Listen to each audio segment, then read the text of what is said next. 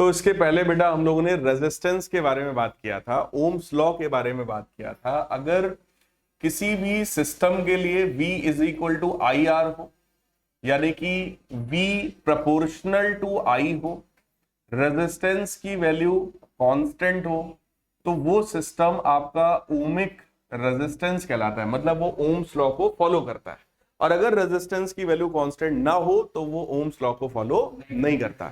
फिर मैंने temperature dependence भी आप लोगों को बताया था कि अगर टेम्परेचर आप बढ़ाओगे तो सिर्फ दो काम हो सकते हैं, या तो बॉन्ड्स टूटेंगे, इलेक्ट्रॉन्स बढ़ेंगे, या तो जो ऑलरेडी एग्जिस्टिंग इलेक्ट्रॉन्स है उनकी काइनेटिक एनर्जी बढ़ेगी। ठीक, जब कंडक्टर्स की बात करते हैं बेटा तो उसके पास ऑलरेडी बहुत सारे इलेक्ट्रॉन्स थे तो उनकी काइनेटिक एनर्जी बढ़ती है। जब इलेक्ट्रॉन्स की काइनेटिक एनर्जी बढ़ती है वो भड़बड़ा के भागते हैं, कोलिजन बढ़ता है, और जब कोलिजन बढ़ता है तो रेजिस्टेंस भी बढ़ जाता है। यानी कि on increasing the temperature resistance increases in the case of conductor. Temperature बढ़ाने पर रेजिस्टेंस बढ़ेगा, किसके लिए? कंडक्टर के लिए।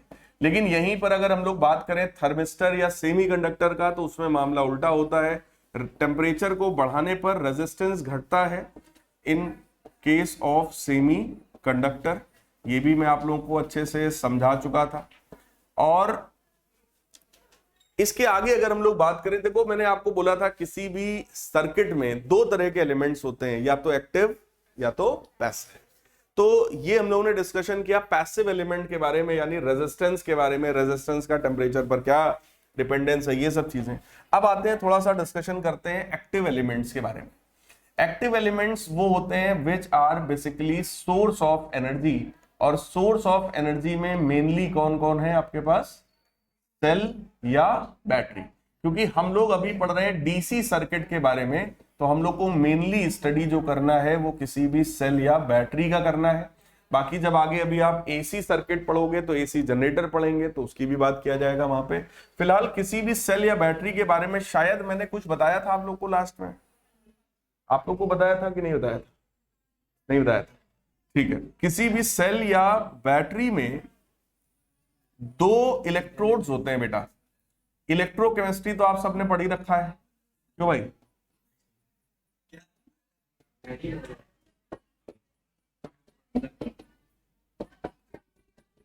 इलेक्ट्रोकेमिस्ट्री में आप सबने पढ़ रखा है किसी भी सेल में दो इलेक्ट्रोड्स होते हैं, जिसमें से एक पॉजिटिव इलेक्ट्रोड होता है और दूसरा निगेटिव होता है। एक को एनोड बोलते हैं, दूसरे को कैथोड बोलते हैं। ऑक्सीडेशन हमेशा किस पर होता है?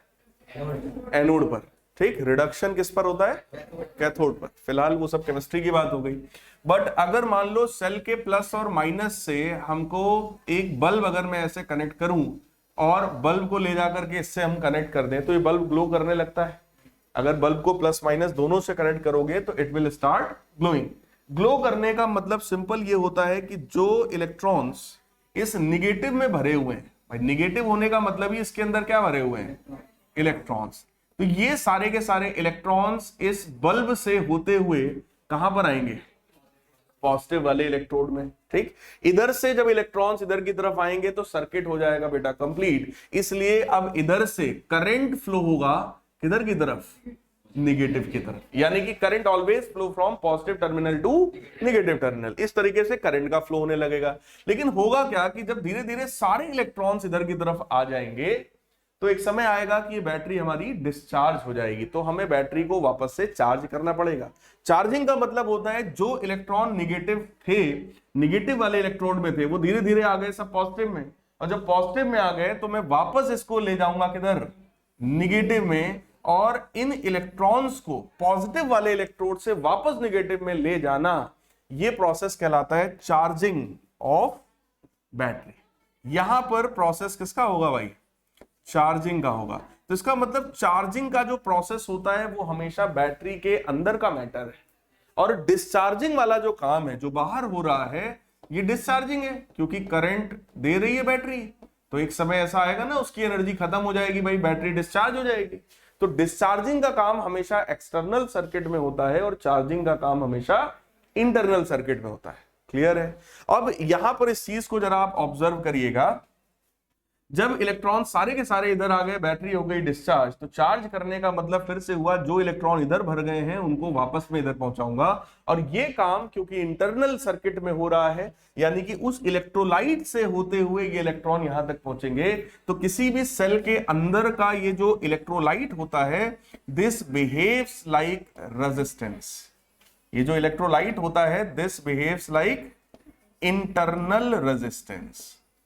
ये एक इंटरनल रेजिस्टेंस की तरह बिहेव करता है, जिसको हम लोग स्मॉल r से डिनोट करते हैं। क्लियर?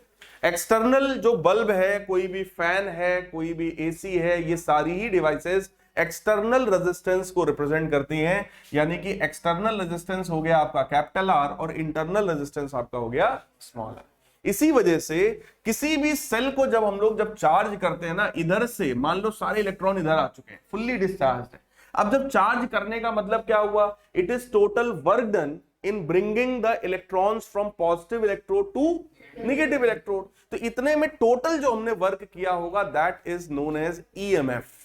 क्या बोलते हैं? ईएमएफ। तो यहां से यहां पर फिर से अब दो टर्म्स की बात होने लगेगी। सबसे पहला होता है EMF. EMF is the total work done in bringing all electrons from the positive electrode of the cell to the negative electrode.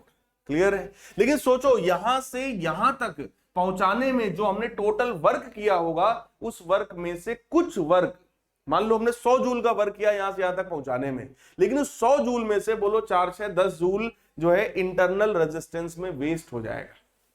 सही है भाई? मान लो मुझे यहां से यहां तक इलेक्ट्रॉन्स ले जाना है और मैंने 100 जूल की एनर्जी दे दी आपको, बेटा ये 100 जूल की एनर्जी पकड़ो, इन इलेक्ट्रॉन्स को यहां से यहां पहुंचा दो।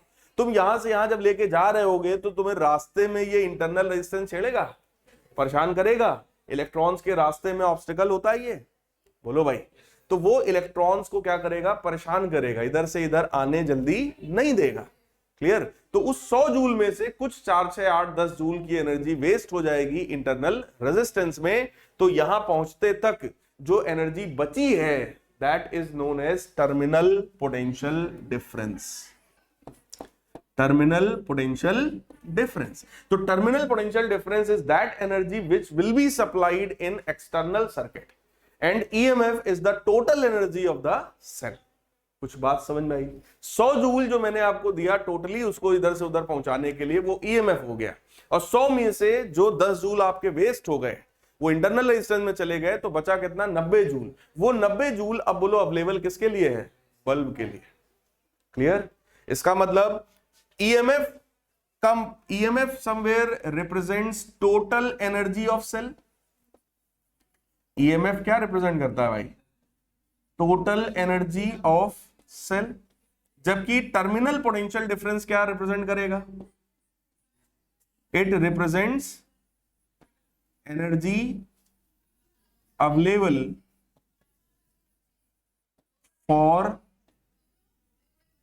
For external circuit.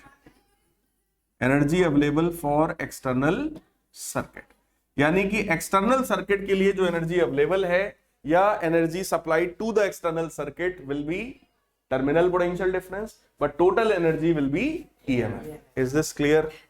कोई डाउट हो इसमें तो बताइए भाई।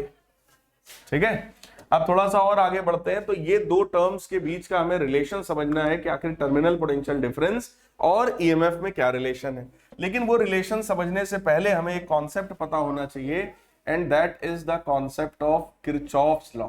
बिना इनका लॉ समझे हम लोग बहुत अच्छे से आगे की चीजों को नहीं समझ पाएंगे। तो पहले देखते हैं, किसी भी डीसी सर्किट को एनालाइज करने के लिए किरचॉफ साहब ने दो लॉज बनाए थे। सबसे पहला था बेटा केसीएल, जिसको हम लोग बोलते हैं Kirchhoff's current law.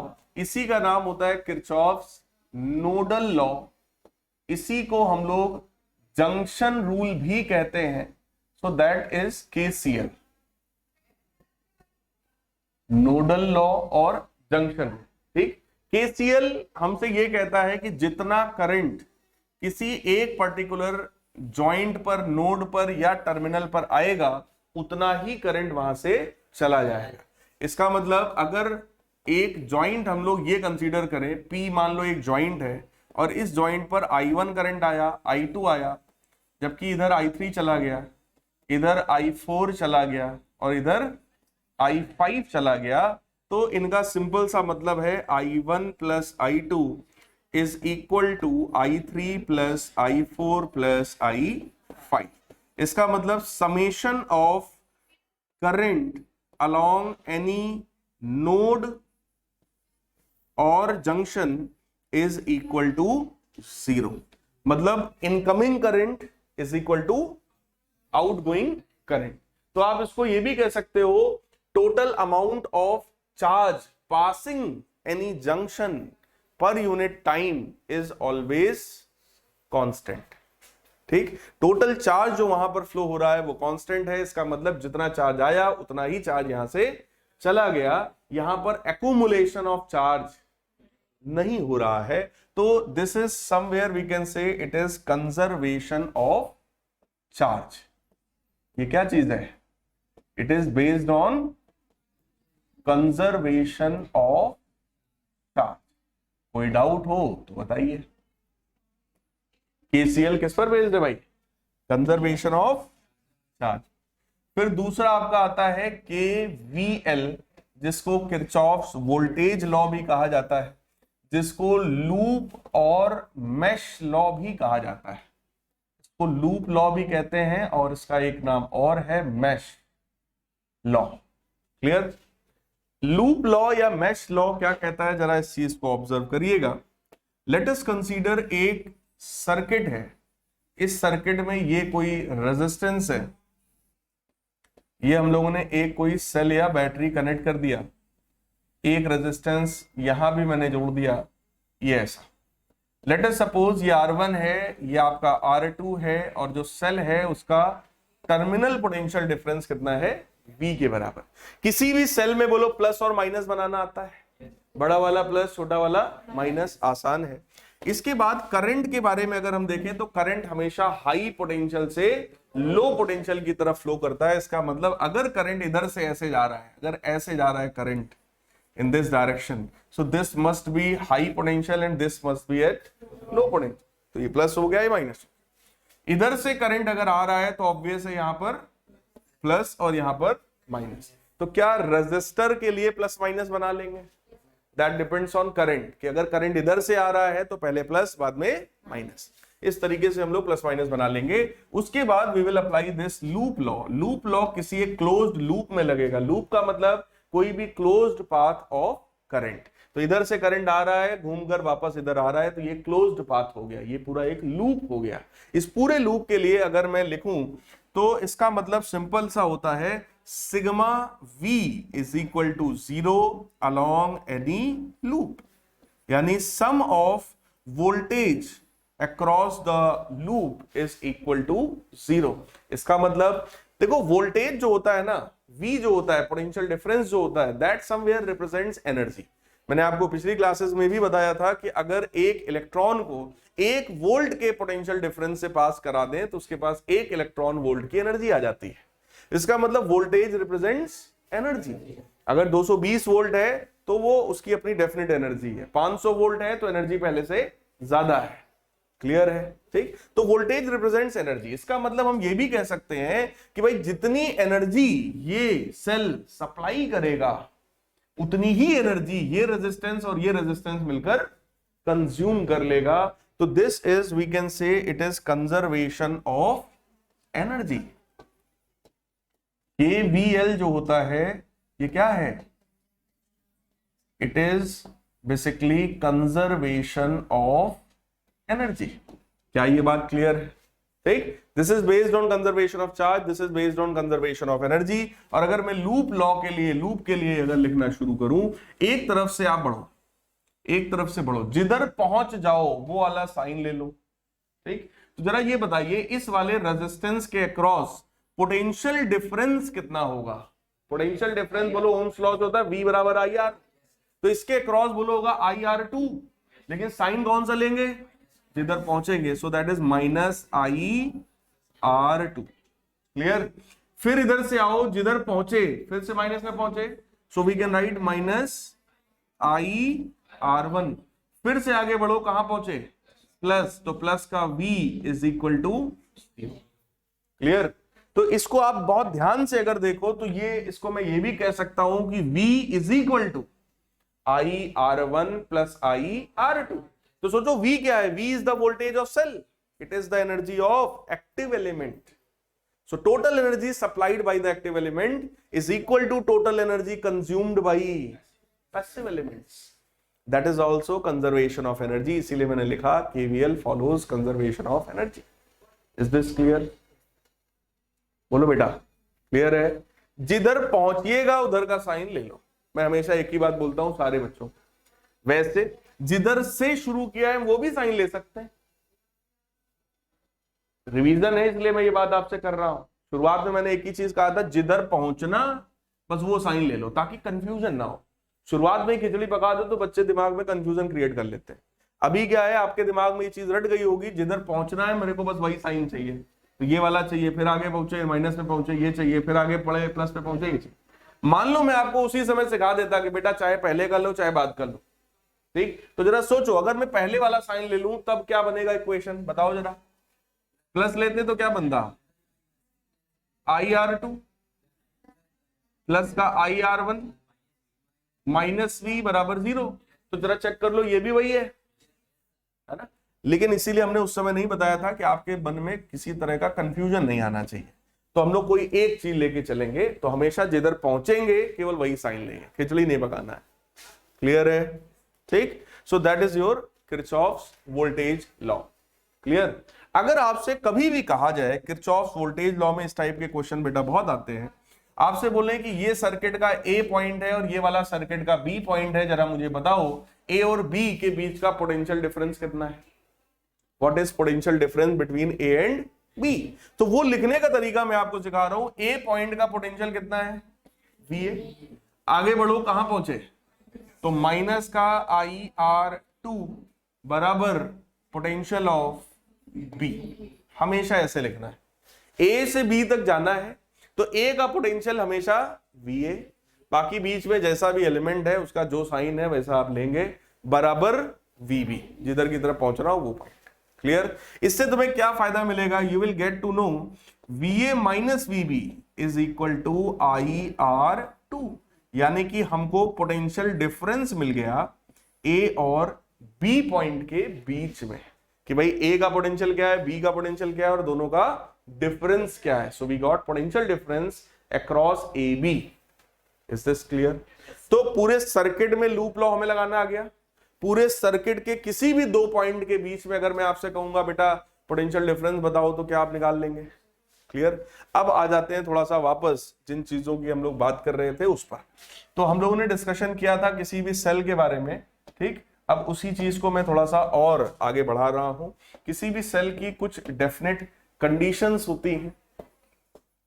So we are going to study conditions of any cell और बैटरी। तो कोई भी सेल, सबसे पहला जो उसका केस होता है वो है डिस्चार्जिंग। ठीक है? किसी भी सेल का डिस्चार्ज होना। तो जरा चेक करिएगा, किसी भी सेल में पहली बात तो ये दो चीजें होंगी, एक सेल का अपना EMF, दूसरा उसका अपना इंटरनल रेजिस्टेंस। क्लियर? अब ये पूरा सिस्टम, यही जो आपके सामने बना हुआ है, इसी को तो मैं सेल बोल रहा हूं। यही पूरा क्या कहलाता है? सेल। तो अगर यहां पर हम लोग ऑब्जर्व करेंगे तो यही दो चीजें मिलकर के क्या कहलाती हैं? ठीक?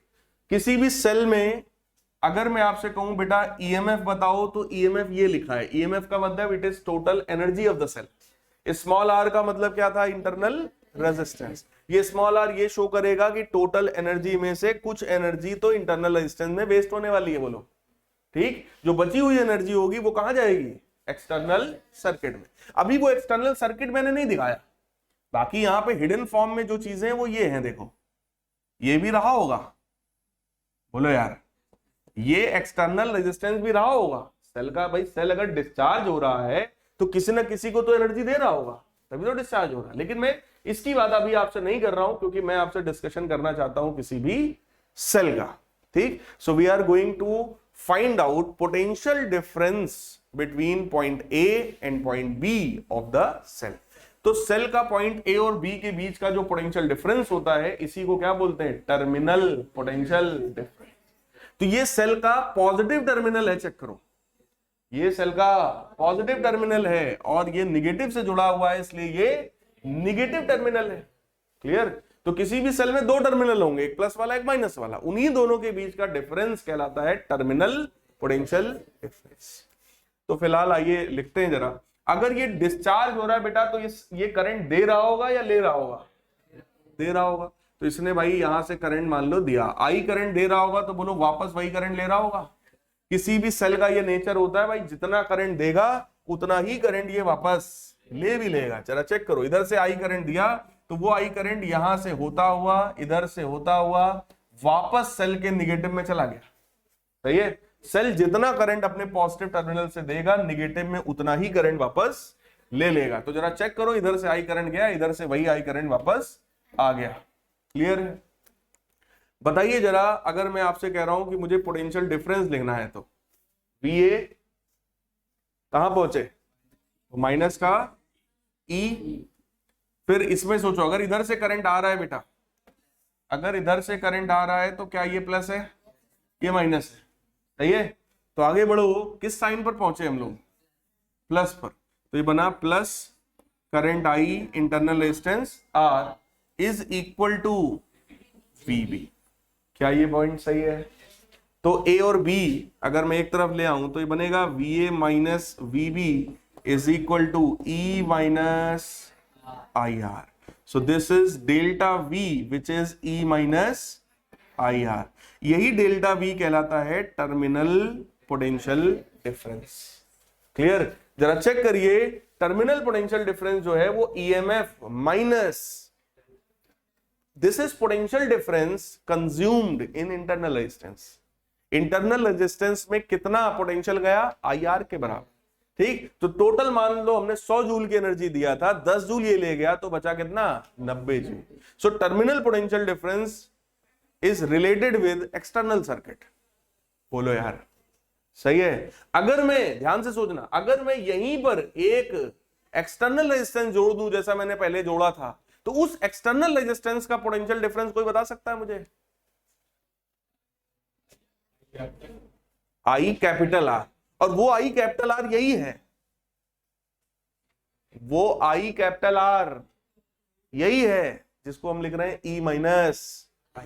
भाई डेल्टा V के बारे में मैंने क्या बताया, डेल्टा V क्या चीज है, it is the energy supplied to external circuit. बोलो यार, और अगर मैं यहां से एक रेजिस्टेंस जोड़ रहा हूं, वही तो एक्सटर्नल सर्किट है। तो उस एक्सटर्नल सर्किट को जो हमने एनर्जी सप्लाई किया है वही क्या होता है, टर्मिनल पोटेंशियल डिफरेंस। तो वो जो I कैपिटल R है वही डेल्टा V है और वही E माइनस IR। क्या ये बात समझ में आई? अगली कंडीशन बोलो सेल की क्या हो सकती है भाई, या तो डिस्चार्ज हो रहा होगा या तो चार्ज हो रहा होगा। तो next condition we have is charging.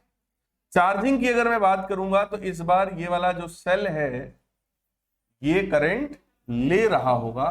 तो सेल के फिर से देखो दो टर्मिनल्स हैं, ये A वाला हो गया बेटा, ये B वाला हो गया। इधर से I करंट आ रहा है और वो I करंट बोलो ऐसे चला जाएगा। ठीक? प्लस माइनस की अगर मैं बात करूं तो ये बोलो प्लस है और ये माइनस, ऐसे करंट आ रहा है तो ये प्लस और ये माइनस। बाकी ये इसका EMF है, ये इसका इंटरनल रेजिस्टेंस है। अब जरा बताइए, अगर मैं टर्मिनल पोटेंशियल डिफरेंस लिखना चाहता हूं तो फिर से बोलो VA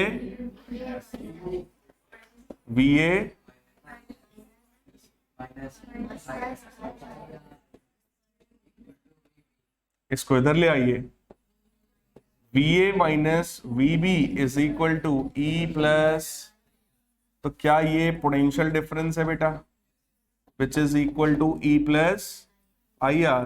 तो delta V is equal to E plus IR। तो इस कंडीशन में आप देखो जिसमें डिस्चार्जिंग हो रही है, डिस्चार्जिंग के केस में बेटा डेल्टा V बड़ा है या E बड़ा है?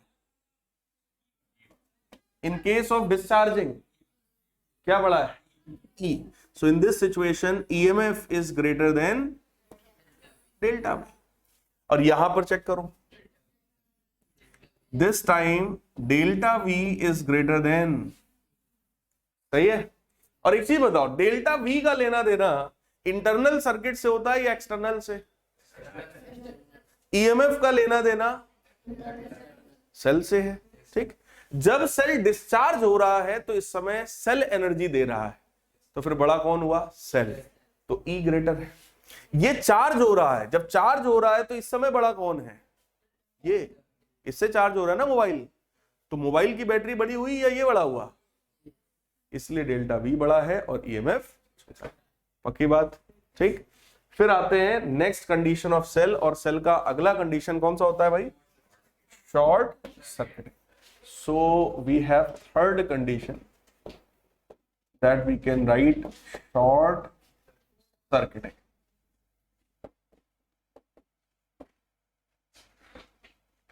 शॉर्ट सर्किटिंग ऑफ सेल का मतलब क्या है?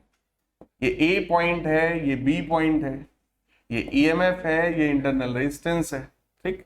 शॉर्ट सर्किटिंग का मतलब होता है कि आप सेल के दोनों टर्मिनल्स को एक कंडक्टिंग वायर से ज्वाइन कर दो। मैंने क्या किया, एक कंडक्टिंग वायर लिया और उससे प्लस और माइनस को जोड़ दिया, तो जोड़ने वाली ये कंडीशन कहलाती है शॉर्ट सर्किटिंग। और बोलो इस कंडीशन में भी ये करंट दे रहा होगा, और अगर ये करंट दे रहा है तो ये चार्ज हो रहा है या डिस्चार्ज हो रहा है? इसमें भी जरा प्लस माइनस बताइए। अगर करंट इधर से आ रहा है तो ये प्लस और ये, इक्वेशंस बनाओ जरा, अगर ये ऐसे आ रहा है तो भाई देखो, हो तो डिस्चार्ज ही रहा है, तो डिस्चार्जिंग वाली ही कंडीशन लगेगी, डेल्टा वी बराबर ई माइनस। बट क्योंकि ए और बी को मैंने कंडक्टिंग वायर से जोड़ा है, तो बोलो ए और बी दोनों का पोटेंशियल क्या है?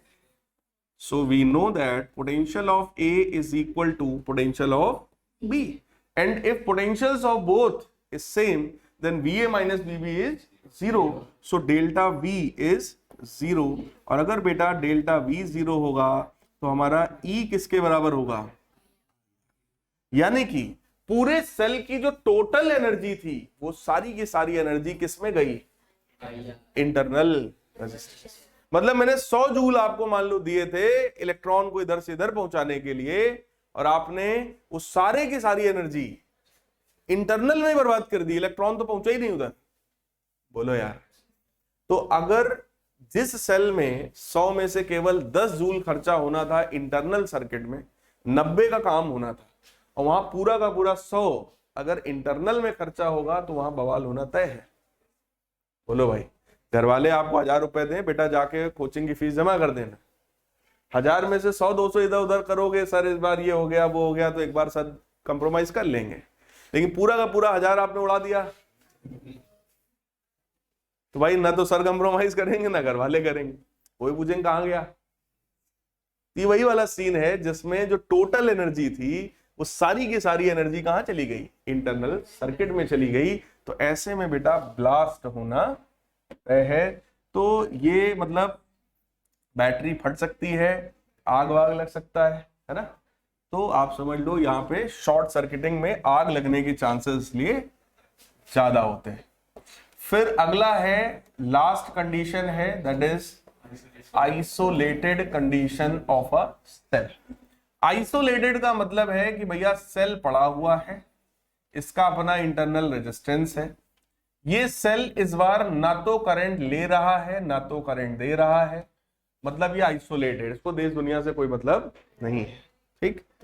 तो ये अपनी सिचुएशन में है, इसमें आई 0 है, और अगर करंट 0 है तो इस बार सोचो चाहे चार्जिंग हो चाहे डिस्चार्जिंग हो, क्या डेल्टा वी ई के बराबर है?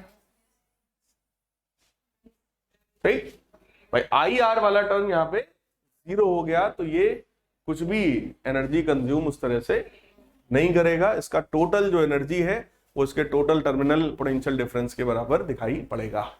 क्लियर? ये वही वाली बात हो गई जो मोबाइल आप लेके आते हो 128 GB का है, 256 GB का है, लाने के बाद पता चलता है ना कि 256 तो पूरा मिला ही नहीं, 230 GB मिला या 225 GB मिला यूज करने के लिए, लेकिन डब्बे पे तो बड़ा बड़ा यही छपा होता है 256 जीबी। तो जब तक आपने नहीं चलाया है तब तक वो 256 जीबी का है। लेके आए, जब यूज करना शुरू हुआ, जब चार्जिंग डिस्चार्जिंग शुरू हुई, तब पता चला कि यार 256 तो मिलता ही नहीं है, तो कहने की बातें हैं, उसमें से कुछ ही मिलता है। क्लियर है? तो ये वही वाली केस है कि जिसमें सिर्फ वो डब्बा है, अभी दिखाई पड़ रहा है कि हाँ है, ये 256 जीबी का है। बात समझ में आई? तो जब करंट वो न ले न दे उस समय बराबर, ठीक। जब डिस्चार्जिंग हो रही होगी तब चेक कर लो फिर से, जब डिस्चार्जिंग हो रही होगी तब कौन बड़ा? ईएमएफ। और जब चार्जिंग हो रही होगी तो डेल्टा। क्या ये सारे पॉइंट्स क्लियर है? अगली चीज जो यहां पर हो सकती है वो है we can combine resistances in series and parallel. आसान सी चीज है, तो आप समझ लो कॉम्बिनेशन की बात जल्दी से कर देते हैं। ये वैसे आपको आता होगा, क्लास 10th से आप ये चीजें पढ़ रहे हैं। It is combination of resistances, जिसमें सबसे पहला कॉम्बिनेशन है सीरीज कॉम्बिनेशन और दूसरा है आपका पैरेलल कॉम्बिनेशन। देखो सीरीज कॉम्बिनेशन में ये आप लोग को रटा होगा कि करंट सेम होता है और पोटेंशियल डिफरेंस जो है, टर्मिनल पोटेंशियल डिफरेंस जो है वो डिफरेंट होता है, सारे रेजिस्टेंसेस में अलग अलग होता है। क्लियर है ये बात? एक रेजिस्टेंस ये है, एक रेजिस्टेंस मान लो ये है, ये आपका R1 है, ये आपका R2 है। अगर मैं इसको एक सेल से कनेक्ट कर दूं या बैटरी से कनेक्ट कर दूं, तो आप चेक करिए, ये प्लस है, ये माइनस है, तो ये सेल इधर से करंट देगा और सेम करंट इसमें जाएगा, वही सेम करंट इसमें जाएगा और फिर फाइनली वो करंट वापस सेल में चला जाएगा। क्लियर? करंट दोनों में सेम है इसलिए सीरीज कॉम्बिनेशन है, करंट अलग अलग होता तो पैरेलल हो जाता। फिलहाल सीरीज में आप सबको फॉर्मूला रटा होगा, R is equal to R1 plus R2 plus R3 and so on. जितने भी आपने रेजिस्टेंसेस जोड़ रखे हैं सभी में इस तरह का एक फॉर्मूला लग जाएगा। क्लियर?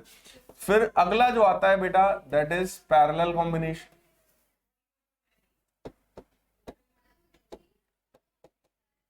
पैरेलल कॉम्बिनेशन का मतलब सीधे सीधे ये हो गया, इस बार सेम क्या होगा भाई? Potential difference will be same but current flowing in this will be different. So in that situation,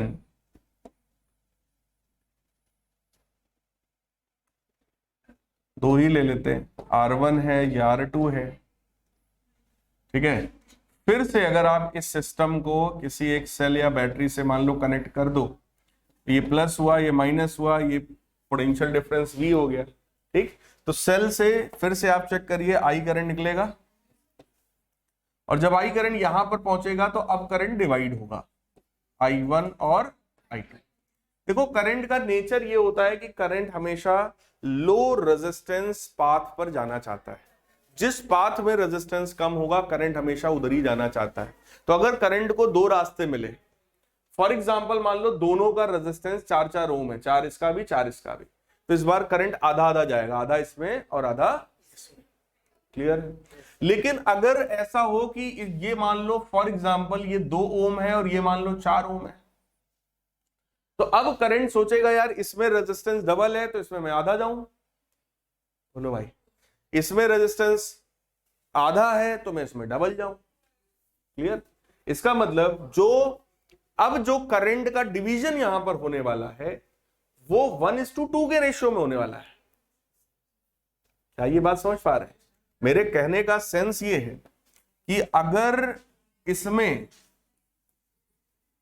for example I1 current गया, अगर इसमें I1 करंट गया तो इसमें कितना जाएगा? कितना जाएगा? I1/2, क्योंकि इसका रेजिस्टेंस 2 ओम था और इसका 4 ओम है। रेजिस्टेंस हुआ डबल तो करंट हुआ आधा। तो यहां पर जो डिवीजन होएगा करंट का, that will be on the basis of their resistance. Clear? तो करंट का डिवीजन होगा। करंट का डिवीजन आप लोग को आई थिंक करना आता होगा वही। तो फिलहाल रेजिस्टेंस वाला फॉर्मूला अगर मैं लिख दूं, so that is 1/R is equal to 1/R1 plus 1/r2। ये आप लोगों ने क्लास 10th से खूब पढ़ रखा है, रट रखा है। सेम यही फॉर्मूला बनेगा और इसका डेरिवेशन कभी पूछा नहीं जाता, तो मैं उसकी फालतू बात आपसे नहीं कर रहा। क्लियर है? ये आसान है, इसके डेरिवेशन कभी नहीं पूछा जाएगा। ये तो हुआ कॉम्बिनेशन ऑफ रेजिस्टेंसेस। ठीक, अब अगली चीज जो आपके सिलेबस में है वो है कॉम्बिनेशन ऑफ सेल्स। भाई तो रेजिस्टर्स का हुआ, आसान है, जो आप 10 से पढ़ रहे हो। अब आते हैं कॉम्बिनेशन ऑफ सेल्स पर। मैंने उस समय जब आप लोगों को पढ़ाया था तो उस समय मैंने आपको 3 तरह के कॉम्बिनेशंस पढ़ाए थे सेल के। सबसे पहला सीरीज ग्रुपिंग, फिर पैरेलल ग्रुपिंग ऑफ सेल, और फिर मैंने मिक्स्ड भी पढ़ाया था। लेकिन मिक्स ग्रुपिंग आपके बोर्ड के सिलेबस में नहीं है, तो you can remove that for board point of view, but JEE NEET में है इसलिए पढ़ाया था। ठीक, तो सीरीज कॉम्बिनेशन की अगर मैं बात करूं तो ध्यान से देखिए जरा। Late us consider n cells having same EMF, internal resistance. सभी का EMF और इंटरनल रेजिस्टेंस सेम है, और ऐसी कितनी सेल्स हैं? n cells. They all are connected in series with external resistance capital R। इस एक्सटर्नल रेजिस्टेंस के साथ ये सब के सब कनेक्टेड। क्लियर? अगर बेटा ये सब सीरीज में कनेक्टेड है, ध्यान से देखो, ये सब सीरीज में अगर कनेक्टेड है तो सारे के सारे सेल क्या लेफ्ट साइड में करंट देंगे? सारे के सारे सेल क्या लेफ्ट साइड में करंट देंगे? ठीक, सबका जोड़ जोड़ करके नेट करंट कितना आया? आई। भाई इसने I1 दिया होगा, इसने I2, I3, I4 up to IN, और अगर सारे सेल सेम हैं तो सभी ने बराबर बराबर करंट भी दिया होगा। वो सारे करंट्स का सम कितना है? I। अगर मैं आपसे कहूं इंडिविजुअली इस वाले सेल ने कितना करंट दिया? कितना दिया? I/N। कितना करंट दिया इसने अकेले मिलके? अकेले I/, नहीं समझ में आई बात? अगर n सेल्स है, मान लो तुम 10 बच्चे हो, तुम 10 बच्चों ने मिल करके 2-2 रुपए दिए, टोटल कितने आए? 20 रुपए। तो एक ने कितना दिया? वही काम यहां पर है, इसने कुछ करंट दिया, इसने कुछ दिया, इसने कुछ दिया, इसने कुछ दिया, और सबने बराबर बराबर दिया, और टोटल करंट कितना आया मेरे पास? आई।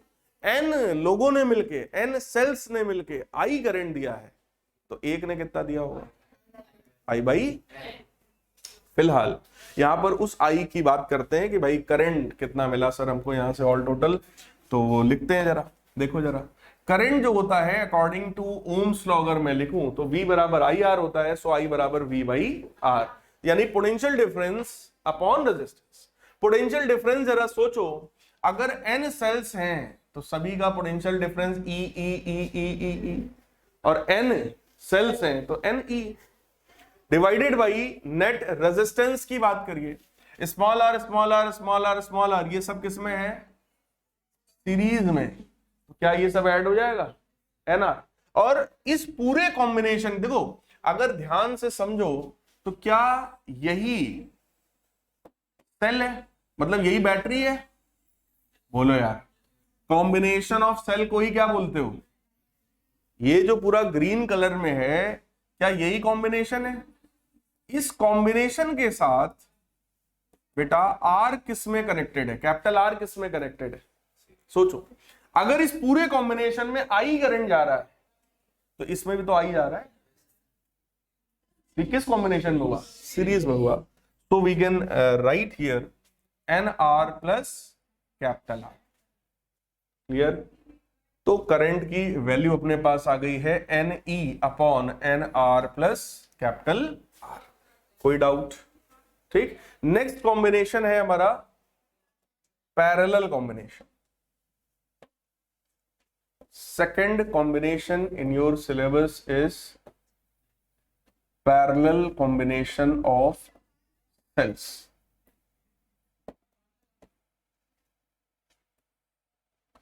पैरेलल कॉम्बिनेशन का मतलब ये हुआ कि ये मान लो एक सेल है, ये भी एक सेल है, ऐसे हम लोगों ने n सेल्स को कनेक्ट किया, इस तरह के n सेल्स हो गए, और इस पूरे कॉम्बिनेशन के साथ आपने एक एक्सटर्नल रेजिस्टेंस लगा दिया, ये R है, ये EMF E है, इंटरनल रेजिस्टेंस है, EMF है, इंटरनल रेजिस्टेंस है, ऐसा। अब जरा आप मुझे बताइए, इधर से कुछ करंट, इधर से कुछ करंट, इधर से कुछ करंट, इधर से कुछ करंट, सब मिलजुल के इधर से करंट निकला होगा I, और वो I करंट इससे होता हुआ जा रहा है, ठीक। तो कॉम्बिनेशन कौन सा हुआ, ये पैरेलल। अब यहां पर ध्यान से देखकर मुझे बताओ, पैरेलल के केस में क्या EMF सेम होता है? इसका EMF E, इसका E, इसका E, इसका भी E, और पूरे कॉम्बिनेशन का भी E, करेक्ट है, ठीक। तो नेट EMF कितना हो गया for whole combination? E। Net resistance की बात करते हैं, अगर सेल की मैं बात, देखो यहां पूरे सर्किट में केवल दो चीजें हैं, एक ये ग्रीन डब्बे में बंद, this is combination of cells, जिसको आप बैटरी बोल रहे हो, तो ये ग्रीन डब्बे में बंद बैटरी और एक एक्सटर्नल रेजिस्टेंस, बोलो दो ही चीज है, सही है। बैटरी के साथ ये कैपिटल आर किस कॉम्बिनेशन में है? सीरीज में। किस कॉम्बिनेशन में? इसके पहले वाले में भी चेक करो, बैटरी के साथ ये हरे वाले डब्बे के साथ ये कैपिटल आर किस में है? तो यहां पर भी बताइए, इस हरे वाले डब्बे के साथ कैपिटल आर किस में है? सेम डायग्राम है, बोलो यार। लेकिन ये सब आपस में किस में है? अगर ये सब आपस में पैरेलल में है, तो भाई पैरेलल में रेजिस्टेंस का फॉर्मूला होता है ना,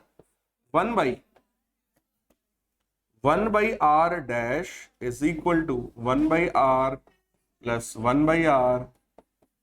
ऐसे कितने टर्म्स होंगे? n terms. अगर ऐसे n टर्म्स हैं तो क्या 1 by R डैश की वैल्यू n by R होगी? तो क्या R डैश हमारा R by n होगा? कोई डाउट हो तो बताइए, R डैश की वैल्यू कितनी होगी? R by, ठीक, आगे बढ़ा जाए। अब यहां पर देखो जरा, इस पूरे का तो हुआ R by n, इस R by n के साथ कैपिटल R किसमें था? तो that will B plus, clear. तो यहां से अगर मैं एलसीएम ले लूं तो करंट की वैल्यू आ जाएगी NE upon small r plus,